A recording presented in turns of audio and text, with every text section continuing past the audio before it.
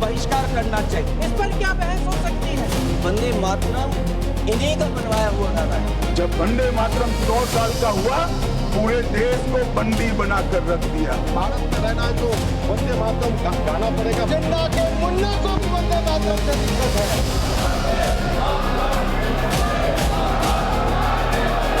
वंदे मातरम नहीं गाने वाले हम शुरू किए।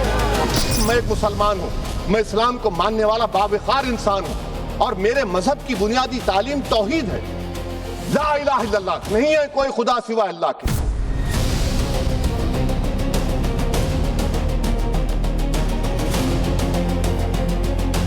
कांग्रेस पार्टी को पसंद आए ना आए, अगर वंदे मातरम के तुष्टीकरण की नीति के तहत 2 टुकड़े न करते तो देश का बंटवारा नहीं होता। यहाँ पर बोल रहे हैं कि अगर भारत में रहना है तो वंदे मातरम गाना पड़ेगा। भाई ये तो संविधान के खिलाफ है। ये वंदे मातरम राष्ट्रीय गीत किसी व्यक्ति, किसी जाति, किसी क्षेत्र या किसी एक ईश्वर, किसी एक उपासना विधि के प्रति आग्रही नहीं बनाता है, बल्कि ये तो भारत माता की वंदना है। कहेंगे वंदे मातरम पढ़ो तो पढ़ना शुरू कर देंगे। ये पहचान होगी मुर्दा कौम होने की। और अगर जिंदा कौम है तो फिर हौसला बुलंद करना पड़ेगा, हालात का मुकाबला करना पड़ेगा। ये आफत क्या है जो मचाई हुई है? कौन सी जिद है जो छाई हुई है? यही चर्चा सरेआम है हिंदुस्तान में कि आखिर वंदे मातरम पर ऐसा क्या हो गया कि मौलानाओं से लेकर खुद को मुसलमानों का लीडर कहने वालों ने आसमान सिर पर उठा रखा है। क्या देश के भीतर राष्ट्रीय गीत गाने गुनगुनाने की भी शर्तें होंगी? वो ऐसी कहते हैं बात संविधान के खिलाफ हो रही है। अरशद मदनी कहते हैं शिर्क मंजूर नहीं। जूनियर मदनी यानी महमूद मदनी पहले ही कह चुके हैं वंदे मातरम पढ़ना पहचान होगी मुर्दा कौम की। तो क्या आजादी के 69 साल बाद भारत वहीं आकर ठहर गया जहां से चला था? बीजेपी कहती है कि देश के भीतर वंदे मातरम को लेकर मुसलमानों को भड़काने उकसाने की नीति पर एक बार फिर राजनीति कसी जा रही है। आखिर क्यों वंदे मातरम गाने को लेकर ऐसा समा बांधा जा रहा है कि राष्ट्रीय गीत को गाने का मतलब है इस्लाम से खारिज हो जाना? जमीयत उलेमाए हिंद के चीफ मौलाना अरशद मदनी ने तो मुसलमानों को वंदे मातरम गाने को शिर्क बता दिया। एक्स पर पोस्ट करते हुए महमूद मदनी के चचा ने लिखा कि मुसलमान केवल अल्लाह की इबादत करता है और अपनी इबादत में अल्लाह के सिवा किसी दूसरे को शामिल नहीं कर सकता। संविधान का हवाला देते अरशद मदनी ने लिखा तो लंबा चौड़ा, लेकिन मजमून बस लेख के आखिरी लाइनों में है। वो लिखते हैं हमें मर जाना स्वीकार है लेकिन शिर्क कभी स्वीकार नहीं। लेकिन ये लाइन सिर्फ अरशद मदनी की नहीं है, ठीक यही लाइन बैरिस्टर असदुद्दीन ओवैसी की भी है। वंदे मातरम पर चर्चा के दौरान ओवैसी ने भी यही कहा कि अल्लाह के सिवा मुसलमान किसी और की इबादत नहीं कर सकता। मैडम, मैं एक मुसलमान हूँ, मैं इस्लाम को मानने वाला बावकार इंसान हूँ और मेरे मजहब की बुनियादी तालीम तौहीद है।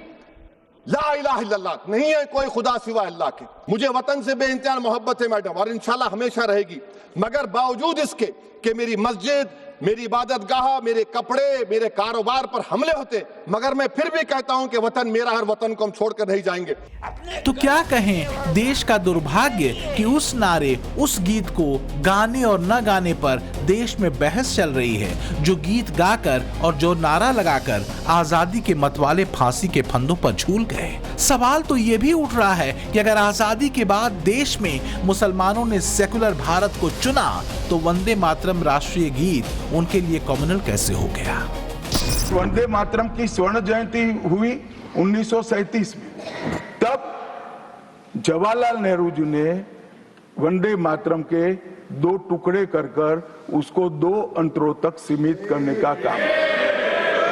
वहीं से तुष्टीकरण की शुरुआत हुई और वो तुष्टीकरण जाकर देश के विभाजन में मान्यवर, मेरे जैसे कई लोगों का मानना है, कांग्रेस पार्टी को पसंद आए ना आए, अगर वंदे मातरम के तुष्टीकरण की नीति के तहत 2 टुकड़े न करते तो देश का बंटवारा नहीं होता और देश पूरा हूं। इसमें रत्ती भर भी शक नहीं कि देश की स्वतंत्रता की लड़ाई में सभी ने अपनी आहुतियां दी। फिर चाहे वो हिंदू रहे हों, मुसलमान रहे हों, सिख रहे हों, हर जाति, हर धर्म के लोगों ने, हर संप्रदाय के लोगों ने अपना बलिदान देश की स्वतंत्रता में दिया। लेकिन यह भी इतिहास का कड़वा सच है कि जिन्होंने वंदे मातरम गीत में सांप्रदायिकता का पुट खोजा, उन्होंने अपनी अलग राह चुनी। भारत ने विभाजन का दंश भी झेला। जितना सच ये है कि वंदे मातरम गाना न गाना देशभक्ति का पैमाना नहीं हो सकता, उतना ही सच ये भी है कि कोई भी धर्म, कोई भी मजहब देश से बड़ा नहीं हो सकता। यह वंदे मातरम राष्ट्रीय गीत किसी व्यक्ति, किसी जाति, किसी क्षेत्र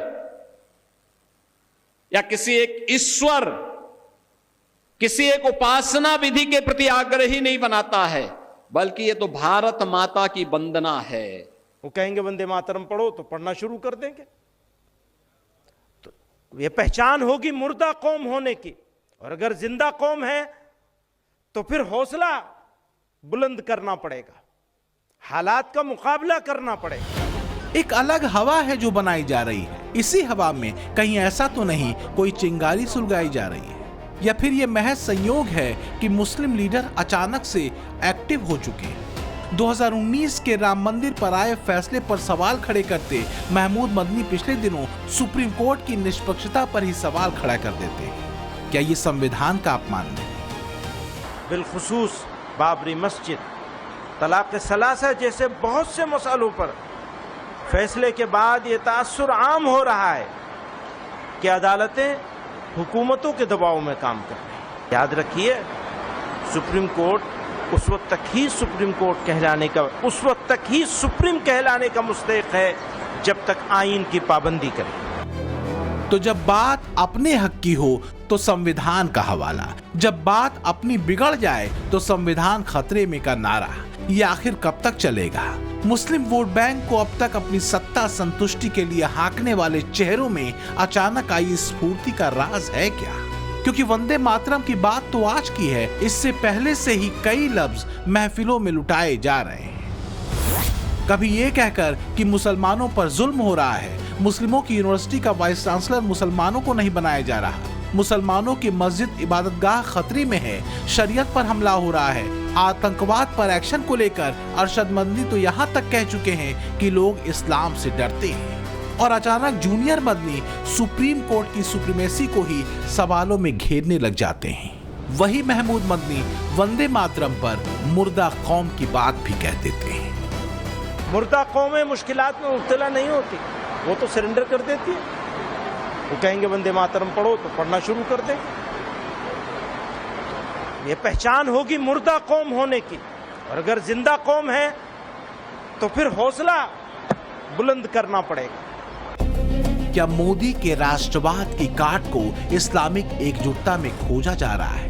कहीं ऐसा तो नहीं कि मुस्लिम लीडर्स को ये लगने लगा है कि मोदी अपनी राष्ट्रवादी धारा और मजबूत करने में कामयाब हुए तो सेकुलर मुसलमान मोदी की तरफ मुड़ सकते हैं। इससे इस्लामिक कट्टरपंथ और इस्लाम खतरे में वाली लाइन पर जमी मुस्लिम सियासत तिनका तिनका कर बिखर जाएगी।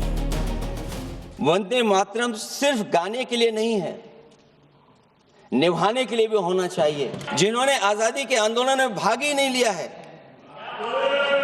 वो वंदे मातरम का महत्व क्या जानेंगे। दरअसल ये राष्ट्रवादी नहीं बल्कि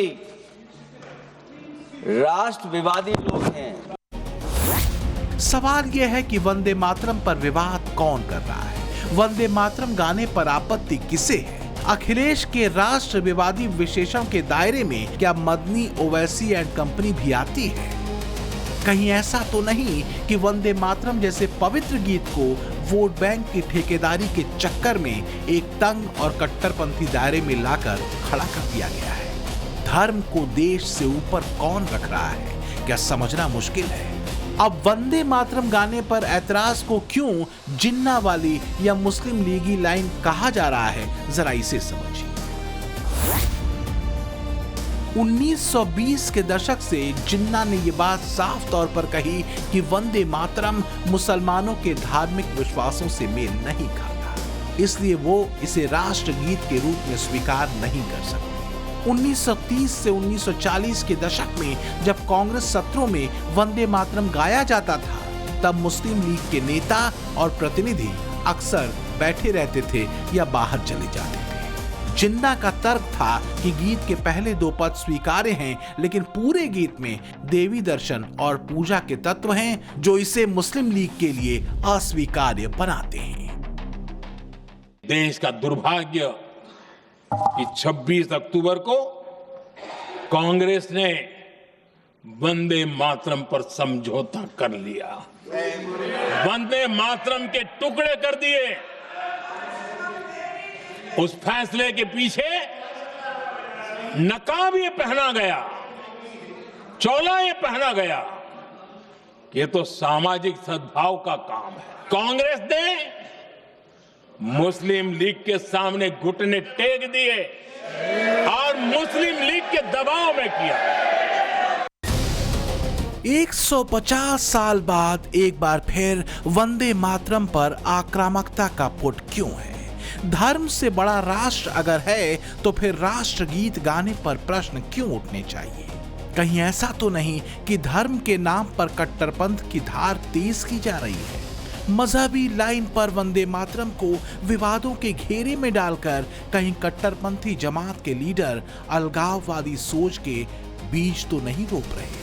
कहीं ऐसा तो नहीं कि बीजेपी के आरोपों में दम है कि कुछ कट्टरपंथी लोगों के लिए राष्ट्र से बड़ा धर्म है?